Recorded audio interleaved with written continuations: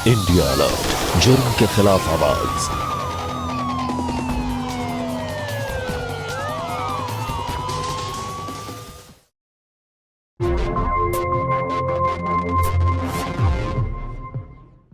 तंबाकू सेवन से कैंसर, दिल का दौरा, फेफड़ों के रोग जैसी कई जानलेवा बीमारियां होती हैं।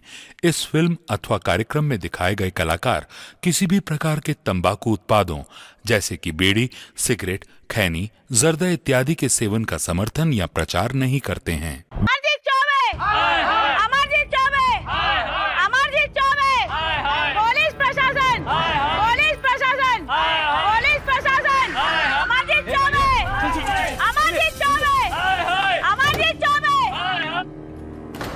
आपको नहीं लगता आपको जैसा पुलिस फोर्स की बदनामी हुई है? कुछ बोलिए सर। हटिए हटिए आप लोग, आप चुप सर, कुछ बोलिए आप। सर जवाब दीजिए।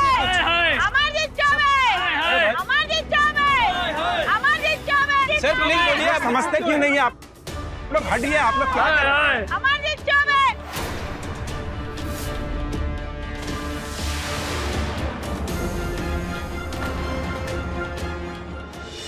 आई नो सर, गलत हुआ जी। मैं अमरजीत को समझाता हूँ। ओके हाँ आ जाओ। सर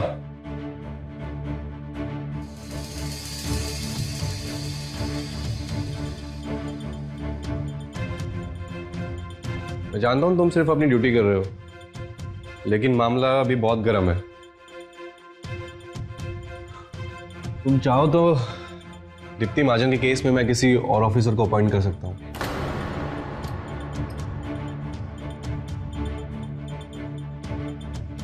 ये क्या है?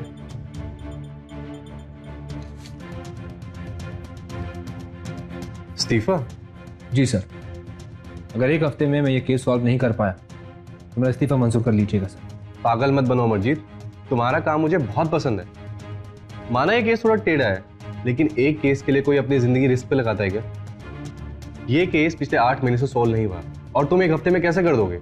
ये तो मैं नहीं जानता सर, लेकिन अब बात सिर्फ मुझ तक नहीं, मेरी वर्दी तक आ पहुंची है सर। इस केस के गुनहगारों को मैं सलाखों के पीछे डाल के ही दम लूंगा सर। सर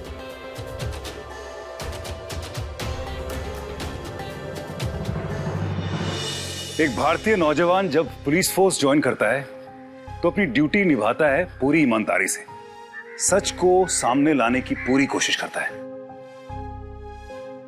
पर सच की राह पर चलना कोई आसान बात नहीं है, क्योंकि अपराधी हमेशा यही कोशिश करता है कि सच को दबा दिया जाए।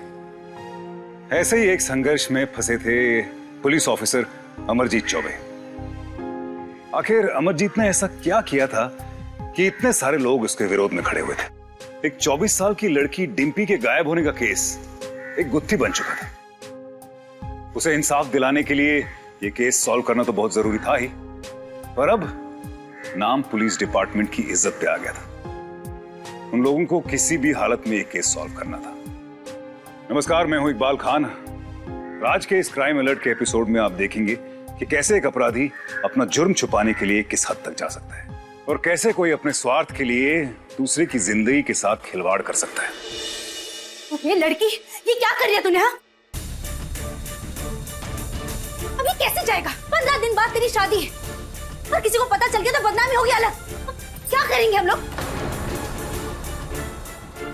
अब इसे टैटू वाली दुकान में जाके निकलवाना पड़ेगा। तुझे शर्म नहीं है बेशर्म लड़की? और कितने कांड करेगी? तुझे इतना अच्छा लड़का मिला है, इतना प्यार करता है, तुझे तो तेरे कान में जो भी नहीं रेंग रही है ना, तुझे तो कुछ बोलना ही बेकार है। आशा, सुबोध है, इसके लिए पूछ रहा। हे भगवान, दामाद जी को भी अभी आना था। ये देखिए, इसे कैसे छुपाएंगे? डिम्पी, क्या किया तूने? सारे कपड़े भी कटे फटे हुए। ले ढक इससे, छिपा इसे, और याद रहे नीचे दिखे ना। यानी कहाँ ना ढकने के लिए। चल चलो। कैसी है दामाद जी? डिम्पी, कैसा लगा हमारी शादी का कार्ड? मुझे पता था तुम्हें पसंद आएगा। फिर तुम्हारे फेवरेट कलर्स है इसमें। अभी सही फाइनल करता हूं फिर। क्या हुआ? सब ठीक तो है ना? हाँ हाँ बेटा, सब ठीक है। बेटा जा सुबोध के लिए पानी लिया, जा जा। और बाकी सब ठीक है घर पे सब? जी एकदम बढ़िया।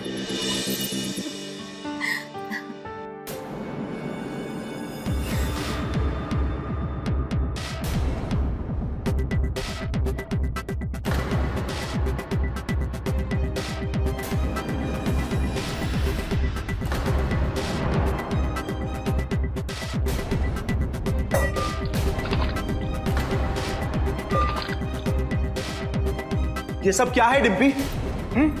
15 दिन में हमारी शादी है और ये सब आखिर चाहती क्या हो तुम? मुझसे शादी करनी है या नहीं? शांत हो जाओ बेटा। सुबोध, पड़ गई ठंडक तेरे सीने को। अब पता नहीं सुबोध क्या सोच रहा होगा, कहीं मंगनी ना तोड़ दे। अब तू कहां जा रही है? देखा आपने, मुझे तो कभी कभी लगता है कि फांसी का फंदा अपने गले में लगा लूं या इसे खत्म कर दूं। ऐसी औलाद होने से बे औलाद होना अच्छा है।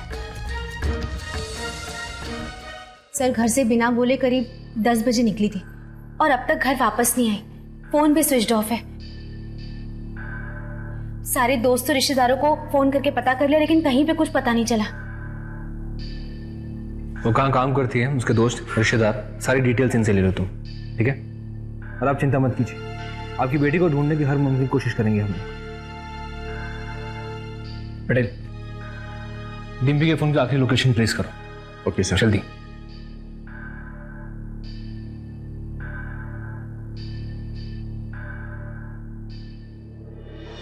हाँ ट्रेस हो गया है। हाँ ओके ओके ओके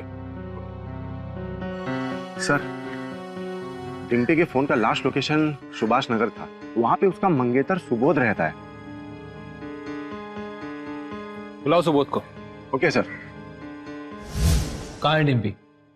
मैंने कहा ना सर, मुझे नहीं पता। और आप जो डिम्पी के फोन स्विच ऑफ होने की बात कर रहे हैं, मैं उस टाइम ऑफिस में था, अपनी ड्यूटी कर रहा था। आप चाहे तो मेरी ऑफिस में कॉल करके पूछ सकते हैं। मैं तो उससे मिला भी नहीं हूं। आखिरी बार उसके घर पर मिला था। ना गुस्सा क्यों आ रहा था? तुम्हारे तो डिम्पी के साथ 15 दिनों बाद शादी होने वाली थी ना, तो फिर ये झगड़े क्या चल रहे हैं तुम दोनों के बीच? हाँ हुआ था। ऐसे झगड़े हमारे कई बार हुए हैं। मैंने उसे हमेशा से प्यार किया है, उसे कॉलेज के वक्त से चाहा है। मैं उसे चोट पहुंचाने का सोच भी नहीं सकता। सर ये सच कह रहा है, मैंने इसके ऑफिस जाके पता किया है। उस दिन ये अपने ऑफिस में ही था। मिल गया जवाब? और हाँ, आप मुझ पे शक करके अपना टाइम खराब कर रहे हैं। बेहतर होगा कि आप उस इंसान से पूछताछ कीजिए जिस इंसान के नाम का टैटू डिम्पी ने अपने हाथ पर बनवाया था। टैटू? किसका टैटू? अब इस बारे में मुझसे बेहतर डिम्पी के माँ बाप ही आपको जानकारी दे सकते हैं।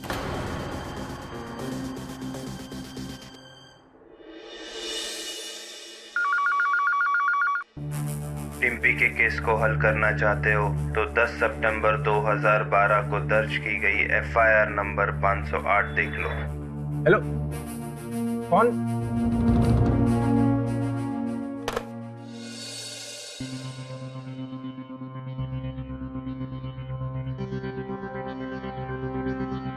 सर एक अनजान नंबर से फोन आया था। मेरे कुछ पूछने के पहले उसने अपना फोन कट कर दिया सर। उसने एक फाइल का जिक्र किया था। देखते हो उस फाइल में क्या है। Okay sir.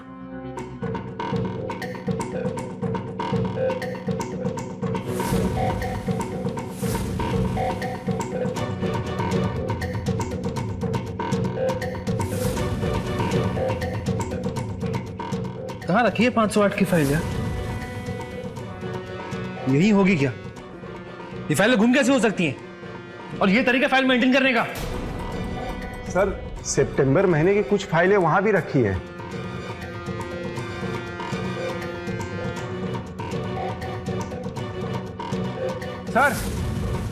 सर ये मिल गई सर, 508 नंबर। 508।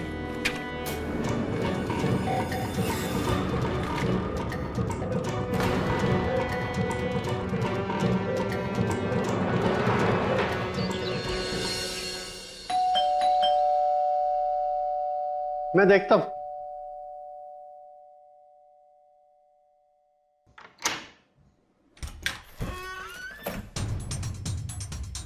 एसीपी साहब, आप बिटिया का कुछ पता चला? सर क्या हुआ? पता चला डिम्पी का? पहले तो आप हमें ये बताइए, ये क्या है?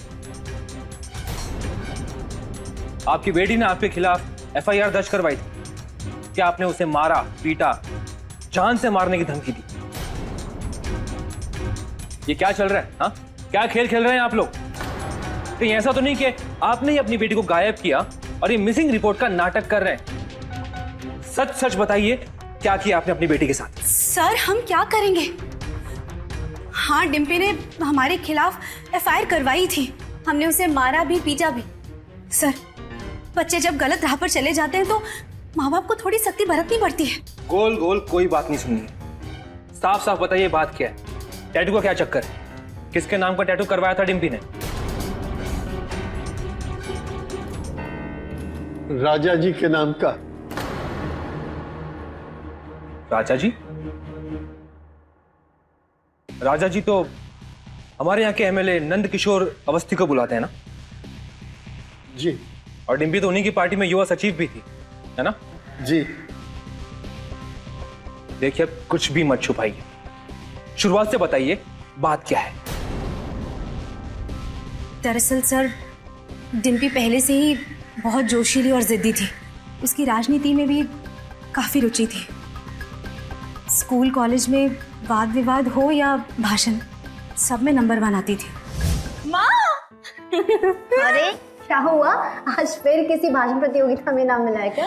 अरे माँ, आज के नाम तो सारे नामों से ना बहुत बढ़कर था। कार्यक्रम के वीआईपी गेस्ट कौन थे? नंद किशोर अवस्थी जी, हमारे राजा जी। माँ, पहली बार हमने उन्हें इतने करीब से देखा था। वाह, क्या दबंग पर्सनालिटी थी उनकी। वाह वाह वाह वाह वाह, क्या बात है, वाह वाह। और माँ, आपको तो यकीन ही नहीं होगा कि कार्यक्रम के अंत में उन्होंने हमें बुलाकर कार्यकर्ता बनने का ऑफर दिया। माँ, उन्होंने कहा कि मैं बहुत आगे जाऊंगी। क्या कहा बेटा तुमने? पार्टी कार्यकर्ता? ये राजनीति वगैरह में जाकर क्या करोगी? इतनी होशियार हो, किसी सिविल सर्विस परीक्षा की तैयारी करो। ये राजनीति वगैरह सब बेकार की चीज है डिम्पी। पापा, इतने बड़े नेता ने हमें प्रस्ताव दिया है और आप कह रहे जाने दे। आपको तो पता है ना, हम हमेशा से ही राजनीति में जाना चाहते हैं। लेकिन डिम्पी, छोटे मोटे कॉलेज का चुनाव और राजनीति ज्वाइन करना बहुत अलग है। और इतनी बड़ी पार्टी, ना बाबा। और वैसे भी ये नेता वेता लोग ना अच्छे लोग नहीं होते। नहीं, कोई जरूरत नहीं है। बिल्कुल ठीक कह रही है तुम्हारी मम्मी। ये राजनीति और नेता लोगों के चक्कर में हम तुम्हें नहीं पड़ने देंगे। कह दिया ना जो कहना था। अब हमारा फैसला भी सुन लीजिए। हम राजा जी की पार्टी में काम करने जा रहे हैं, बस। सर, हमने उसे बहुत समझाया, लेकिन उसने हमारी नहीं मानी। बहुत जिद्दी थी और उसका नंद किशोर के साथ दिन रात उठना बैठना भी बढ़ गया था। राजा जी की हर रैली में डिम्पी उनके साथ ही जाने लगी थी। तमाम तस्वीरें देखिए। जय माता रानी।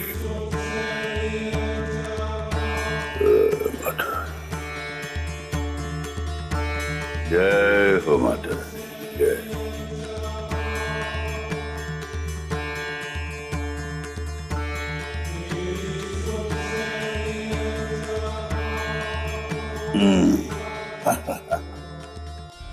बोला वो जो 4 बजे की मीटिंग है ना कल गंगा राम जी के साथ, उसको बोलना वो 5, 5:30 की कर दे, समझे? और पता नहीं मैं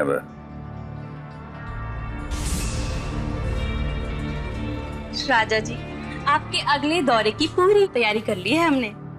भाई फिर तो सुननी पड़ेगी योजना क्या है।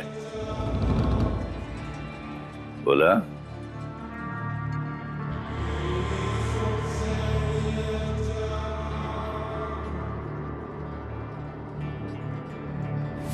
दो महीने से कार्य करता था युवा सचिव, और हम जो इतने सालों से रगड़ रहे हैं उसका क्या? भाई 2 महीने में इतनी तरक्की के लिए विशेष प्रतिभा की आवश्यकता होती है। राजा जी को खुश करने के लिए उनकी खास तरह की सेवा करनी पड़ती है, जो चाह के भी तुम नहीं कर सकते। कैसा लगा आपको हमारा ये प्लान राजा जी?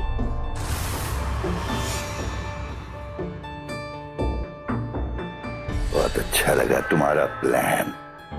सच्ची में? सारी दुनिया हमें राजा जी कहती, लेकिन जब तुम राजा जी कहती हो ना, तो शरीर में एक बिजली सी धड़क आती है।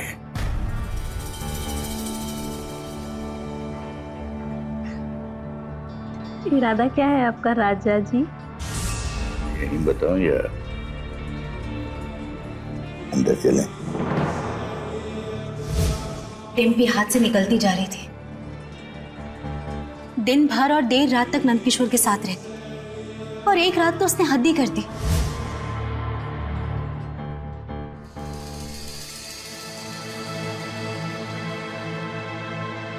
ये कोई वक्त है घर आने का डिम्पी? हम लोग कब से फोन करने की कोशिश कर रहे हैं। माँ, इतना नौटंकी करने की क्या जरूरत है? मेरे फोन की बैटरी खत्म हो गई थी और मैं राजा जी के साथ ही तो थी। राजा जी राजा जी राजा जी, बस राजा जी की रट लगा रखी है। तुझे पता भी है लोग कैसी कैसी बातें कर रहे हैं कि तू उस बुड्ढे के साथ मुंह काला करवा रही है। माँ, बहुत हो गया, अब उनके खिलाफ एक शब्द नहीं सुनूंगी। हाँ, मैं करती हूँ उनसे प्यार, और वो भी मुझसे उतना ही प्यार करते हैं, और प्यार में उम्र नहीं देखी जाती। ज्यादा जबान चलने लगी है ना तेरी। एक बात कान खोल के सुन ले, मेरे सामने ना ये फिल्मी डायलॉग तो बोलना मत। तेरा दिमाग ना बहुत ज्यादा खराब हो गया। पर कैसा प्यार, क्या प्यार? रुक, मैं तेरा प्यार का भूत उतारती हूँ। अरे माँ छोड़ो, उतारती हूँ मैं। माँ छोड़ो, माँ छोड़ो ना मुझे, माँ छोड़ो, छोड़ो मुझे। अब जब तक तेरे दिमाग से इश्क और मोहब्बत का भूत नहीं उतर जाता ना, यही बंद रहेगी। और अगर उस बुड्ढे का नाम भी लिया ना तो टांगे तोड़ दूंगी। चलिए। अरे मम्मी, कहाँ जा रहे हो? खोलो। 2 दिन तक कमरे में बंद रखा था उसे, सोचा था कल आ जाएगी, लेकिन नहीं, उल्टे उसने बाहर निकलते ही हमारे खिलाफ FIR कर दी। अपने माँ बाप की बोलती बंद करना आता था उसे, घर में ही राजनीति करने लगी थी। फिर एक सीमा के बाद हमने भी ज्यादा कुछ बोलना बंद कर दिया। सिर्फ अपनी मर्जी की ही करती थी, और उधर वो नंदकिशोर उसे बड़े बड़े सपने दिखाता रहा, पगली मानती रही। राजा जी, हम दोनों 1 साल से साथ में हैं, और आप ना हमसे शादी का वादा 10 बार कर चुके हैं। लेकिन हमें कभी कभार लगता है कि आप हमसे शादी करेंगे भी या नहीं करेंगे। हमारा कहने का मतलब है कि जो मैंने तुमसे वादा किया है वो झूठा है। ऐसे नहीं कहते राजा जी सब लोग मुझको। मैंने आज तक जिसको वचन दिया है वो काम पूरा करके रखा है। अगर वक्त की भी नजाकत होती है ना भाई, यहाँ इलेक्शन सर पे है और तुम चाहती हो कि मैं शादी कर लूं। यार तुमने तो मूड ही खराब कर दिया, हटो यार, छोड़ो। अरे अरे अरे, सॉरी राजा जी, अब ना हम आपके चुनाव के बाद ही आपसे शादी की बात करेंगे। प्रॉमिस? पक्का। और राजा जी, आपका मूड हमें कैसे ठीक करना है हमें बहुत अच्छे से आता है।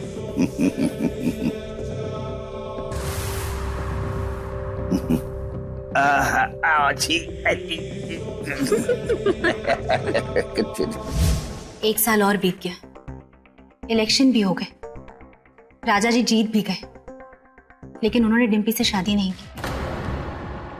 फिर डिम्पी ने अपने ही कॉलेज में एक लड़के सुबोध से शादी के लिए हाँ कह दी। हमें लगा कि शायद उसकी अकल ठिकाने आ गई होगी, लेकिन नहीं, अभी भी उसके सिर पे नंद किशोर का भूत सवार था। उसने सिर्फ नंद किशोर को जलाने के लिए सुबोध से मंगनी की थी। आपको ये सब पहले इसलिए नहीं बताया कि बात निकलने पर बदनामी होने का डर था। सर, क्या आपको लगता है कि डिम्पी के गायब होने के पीछे नंद किशोर का हाथ हो सकता है? कहते हैं इश्क में बड़ी ताकत होती है। नेमत बन के जिंदगी में आए तो जिंदगी संवार देती है, और अगर जुनून बनकर आए तो जिंदगी बर्बाद कर देती है। डिम्पी के सर पर इश्क का जुनून सवार था। गलत सही क्या होता है उसे कुछ पता नहीं चल रहा था। वो किसी की बात सुनने को तैयार ही नहीं थी। उसके माँ बाप भी ये सब देख रहे थे।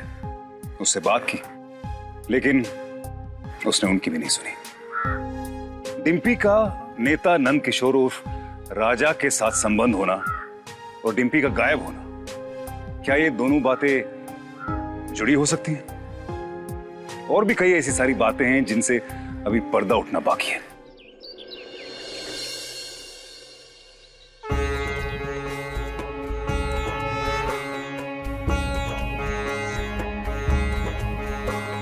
यहीं रुकिए, राजा जी अभी पूजा कर रहे हैं।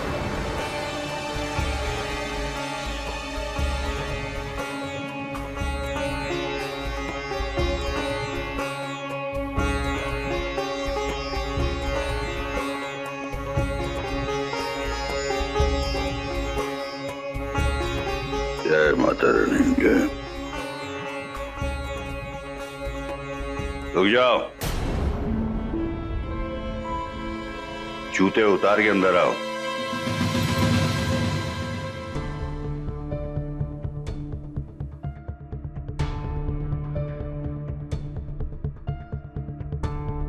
जय माता। क्या ऑफिसर, कैसे आना हुआ? आपकी पार्टी के युवा सचिव डिम्पी के बारे में पूछताछ करनी थी। मैंने भी उसके बारे में सुना। बहुत दुख हुआ मुझे। अरे प्रसाद दो ना इसको। आओ बैठो। बैठो बैठो बैठो। भाई वैसे लड़की में काफी युवा जोश था। आप तो ऐसे बात कर रहे हैं जैसे डिम्पी अभी इस दुनिया में ही नहीं रही। लोगों को भी ना बाल की खाल निकालने की बहुत बड़ी आदत है। हमारे आदमी भी उसे ढूंढ रहे हैं। मैंने कहा है इन लोगों से, मैं भी उसकी चिंता है। जैसे ही मिल जाएगी तुम्हें बता देंगे। डिम्पी को ढूंढने का काम हम खुद कर लेंगे। आप सिर्फ ये बताइए कि डिम्पी के साथ आपके संबंध कैसे थे? ऐसे ही जैसे बाकी कार्यकर्ताओं के साथ है। अच्छा, तो क्या आपके सभी कार्यकर्ता आपके नाम का टैटू बनवाते हैं? साफ साफ क्यों नहीं कहते कि डिम्पी के साथ आपके नाजायज संबंध है?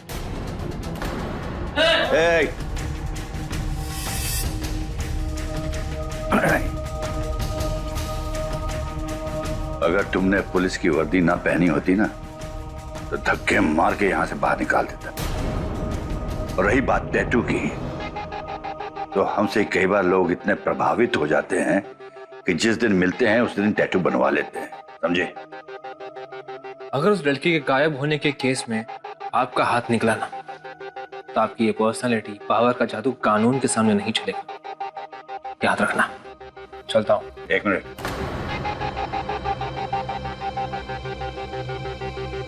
कानून को मैं तुमसे ज्यादा समझता हूं और जानता हूं। एमएलए हूं मैं, समझे? जाइए, जूता पहन के जाना। शाबाश दे रहे।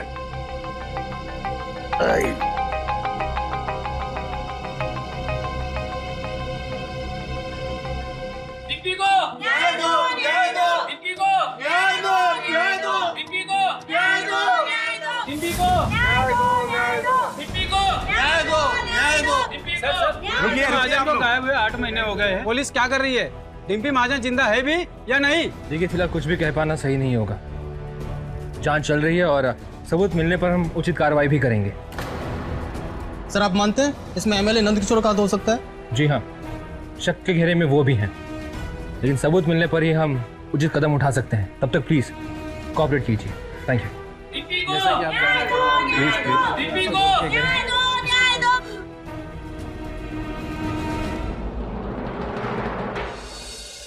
पापा, क्या आप यहाँ रोज बैठ के फिल्में देखा करते हो?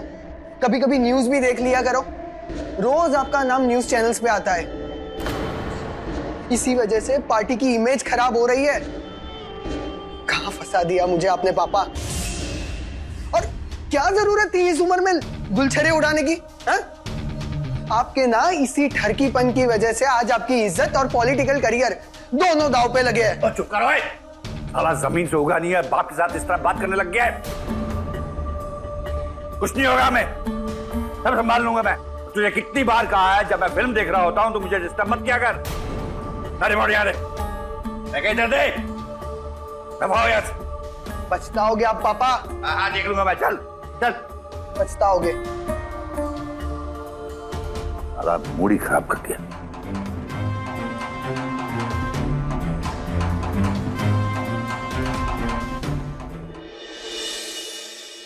May I come in, sir? Sir, 8 महीने पहले डिम्पी केस में एक अनजान नंबर से कॉल आया था और उसने खबर दिया था। इस बार भी वैसा ही हुआ है सर। कॉल आया पर उसने अपना नाम नहीं बताया। हाँ, पर उसने ये कहा कि डिम्पी जिस दिन गायब हुई थी, नंद किशोर के फार्म हाउस पे खुदाई हुई थी। टीम तैयार करो, नंद किशोर अब नहीं बचेगा। Okay sir. सर, यहीं कहीं गार्डन के पास बोला था। टीम को भेजो खोदने के लिए। क्या हो रहा है भाई?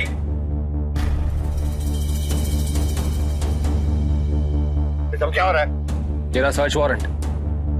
चुपचाप कोने में खड़े रहो। कार्रवाई में दखल अंदाजी की तो अच्छा नहीं होगा।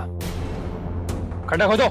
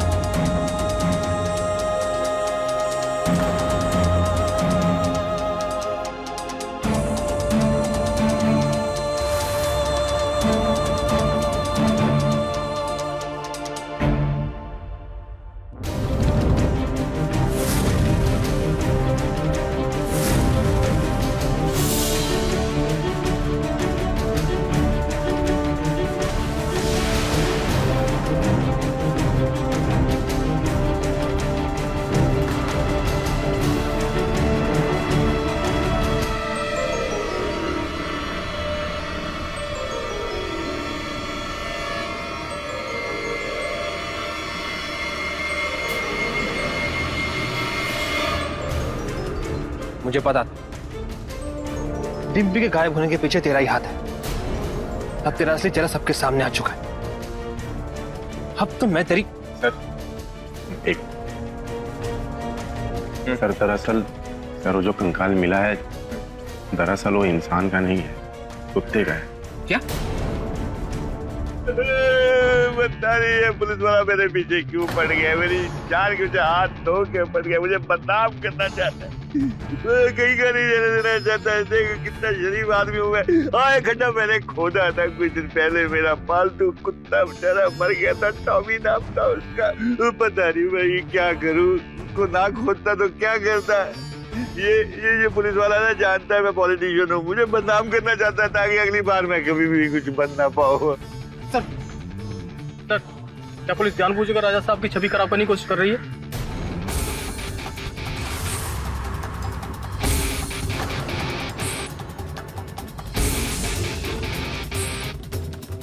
चलो।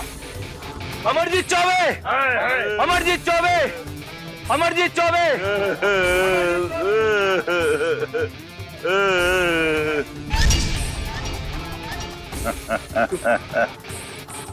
आओ बेटा। लास्ट ट्रिप कहाँ से है, पता चला? ट्रैक हो रहा है सर, जल्दी पता चल जाएगा। हो ना हो, डिम्पी के गायब होने के पीछे नंद किशोर का ही हाथ है और उसका पर्दाफाश मैं करके रहूंगा। Get the location soon. Okay sir. Raja ji आपका जवाब नहीं। क्या खतेड़ा है उस इंस्पेक्टर को, अब कभी पंगा नहीं लेगा आपसे।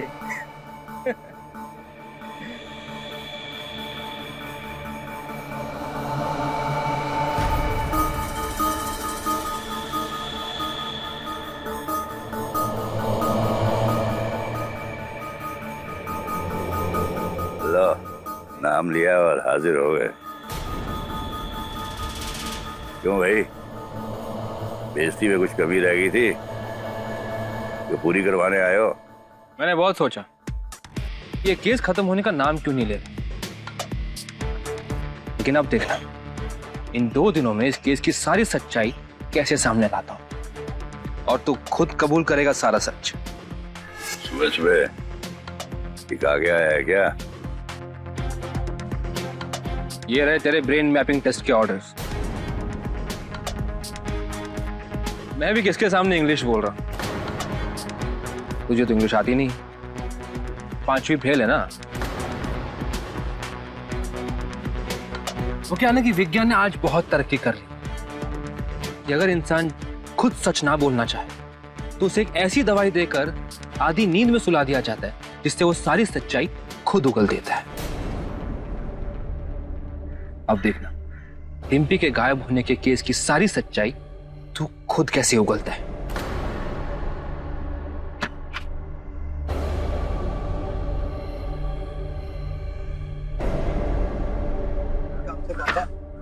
अब क्या होगा?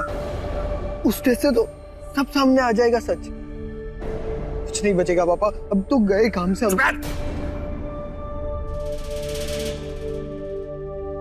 सोचने दे मुझे। तो ये टेस्ट से डिम्पी का पता चल जाएगा? हाँ, और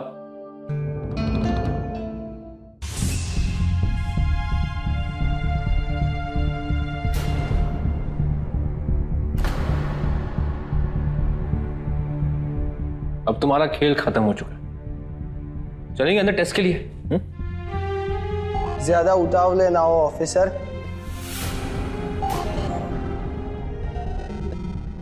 ये देख,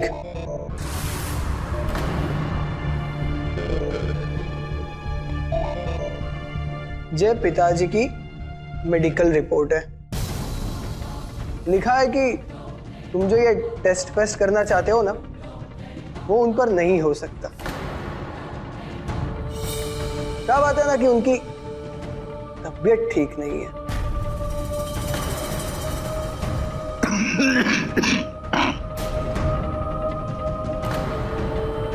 सुना है कि तूने कहा है कि भैया हफ्ते भर में अगर मैं ये केस सॉल्व नहीं किया तो इस्तीफा दे देगा। 4-5 दिन तो हो ही गए, 1-2 दिन बचे, उसमें क्या कर लोगे? क्यों अपना समय बर्बाद करते हो? हमारा भी गवर्नमेंट का भी है, ठीक है? अमरनाथ नहीं, अमरजीत चौबे, ACP।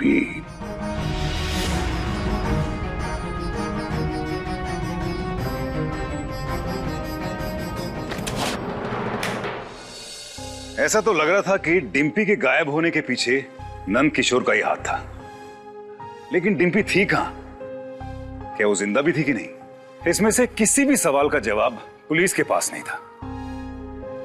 ये लड़ाई और भी मुश्किल हो रही थी क्योंकि ये जंग जिस इंसान के साथ थी वो सत्ता में था, और सत्ता का पावर जब दिमाग पर चढ़ जाता है तो इंसान किसी और ही माहौल में चला जाता है। उसे ऐसा लगने लगता है कि उसे कोई हरा नहीं सकता। क्या डिम्पी के माँ बाप कभी ये जान पाएंगे कि उनकी बेटी के साथ क्या हुआ था? क्या अमरजीत की डिम्पी को न्याय दिलाने की कोशिश अधूरी रह जाएगी, या फिर उम्मीद की अभी भी कोई किरण बाकी है?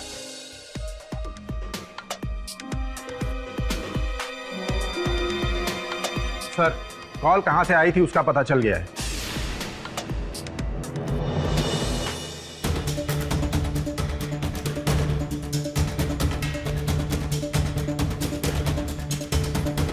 सर यही है वो दुकान। सर यहीं से कॉल आया था। शॉपकीपर से पूछो क्या, लेकिन 5 दिन पहले किसने कॉल किया था ये बता पाना मुश्किल है।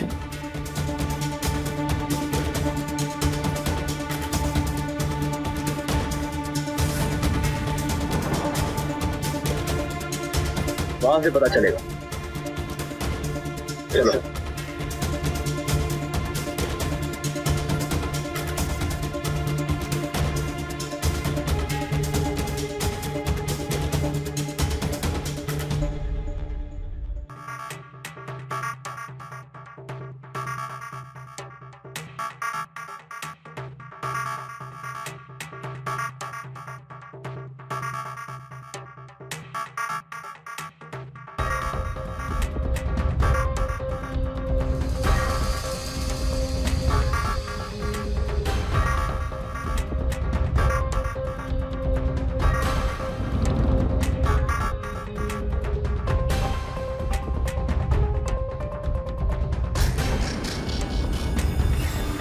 बुरखे में? सर किसी आदमी का फोन था। लगता है किसी आदमी ने बुरखा पहन के फोन किया था हमको, लेकिन हम उसको पहचानेंगे कैसे?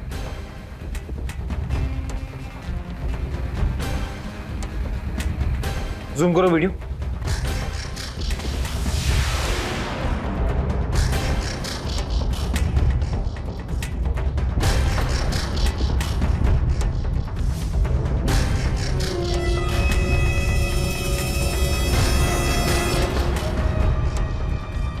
ये बोला है, उठाओ इसे। बहुत बड़े लीडर हो तुम, हाँ?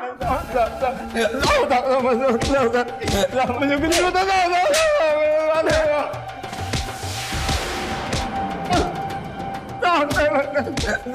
बता, जल्दी बता।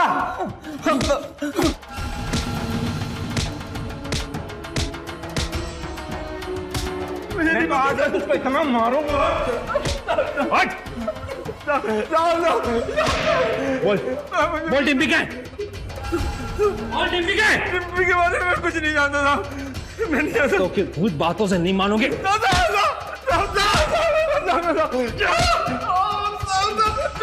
बोल डिम्पी क्या है? मुझे नहीं पता था, मुझे नहीं पता। ऐसे नहीं बोलेगा तू। बोल डिम्पी क्या है?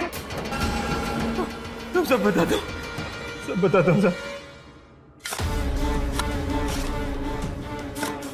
पागल हो गया क्या? पिछली बार भी तो खुदवाया था, क्या मिला था? हमारे प्यारे कुत्ते के यही हड्डियां मिली थी ना, और क्या मिला था? खुद तेरा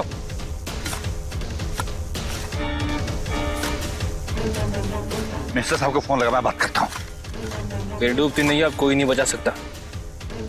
कोई मंत्री, कोई संतरी, कोई मिनिस्टर। तेरे आदमी भोला ने सारा काला चिट्ठा खोल दिया तेरा।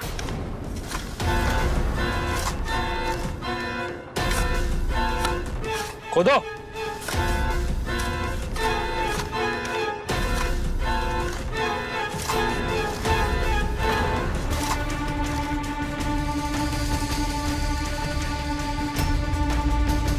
अरे ये यहाँ कैसे आ गए, मेरे को तो पता नहीं है।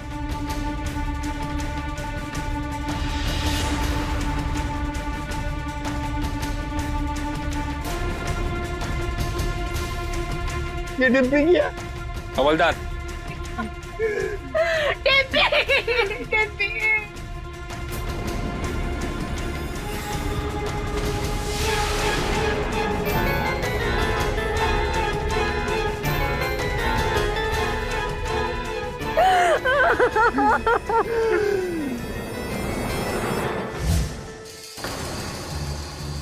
वो मेरे पीछे पड़ गई थी,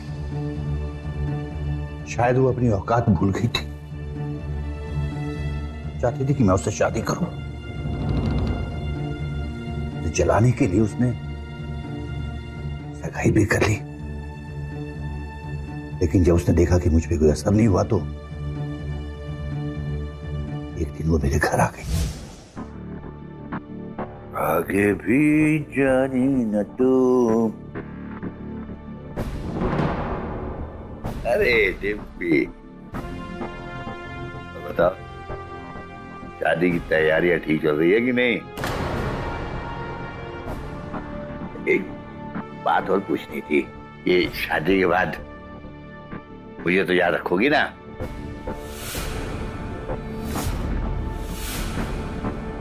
आओ इधर आओ, बैठो आओ। ये क्या है खुलवाया है राजा जी?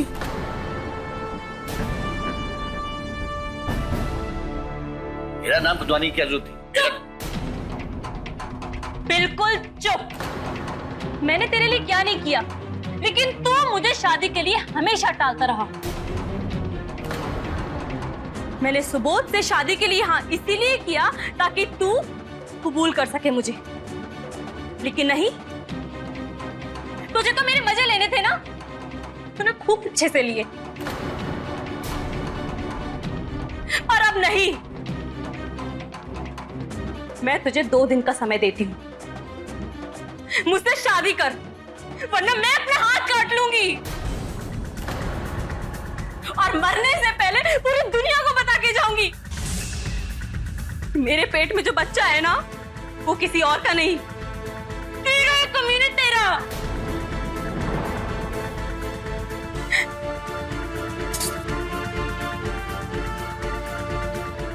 नहीं जाने ना भाई। छोड़ो,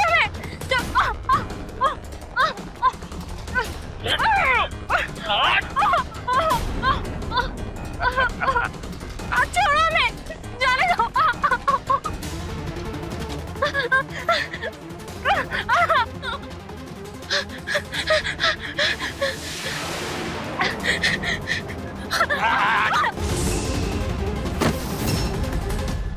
मुझे फिल्में देखने का शौक है। मुझे दृश्यम फिल्म याद आई। ये भी याद आया कि उसमें हीरो ने क्या किया था। मैंने भी उस लड़की की लाश को पहले दबा दिया, उसके बाद मिट्टी फेंक कर फिर कुत्ते की लाश को दबाया। और मैं जानता था कि जब पुलिस को थोड़ा बहुत मुझ पर शक भी होगा तो कुत्ते के रंग काले नजर आएंगे। तो मैंने उस लड़की का मोबाइल ऑफ करके उसके मंगेतर के इलाके में रख दिया और उसके बाद मैंने FIR की झूठी खबर भी भिजवाई। लेकिन एक बात भूल गए आप राजा जी, सच को जितना दबाने की कोशिश करोगे ना, सच उतनी ही तेजी से बाहर आता है। ये कहानी एक और अहम बात कहती है, डिम्पी के साथ जो भी हुआ वो बहुत बुरा हुआ। ऐसे अपराधों को रोका जा सकता है। प्यार कीजिए, लेकिन किसी भी रिश्ते में इस कदर मत घुसिए कि आप अंधे हो जाएं।